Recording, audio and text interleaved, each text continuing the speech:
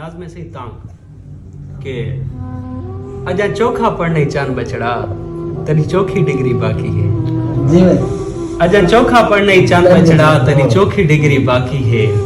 एक मैं परेशान नहीं तय कीते तेरा हर कोई पुछदा है मैं कोलूं कदा कार ते आसे वस्ती विच तेरी तांग विच वस्ती लाती तेरे कपड़े इस्त्री थींदी झाग कई दांग डिठे गए सिगरेट दे कुछ मोरियां हन तेरे कपड़ा विच ए गाल मैं सुन भी नहीं सकिया मेरे कांशन डोरे थी गए हन मेरे हांच मोरे थी गए अजा चोखा पढ़ने चन बचड़ा तेरी चोखी डिग्री बाकी है ते क्या थी गए कुछ सियाना थी इवे लाहण लोहण पैवे ने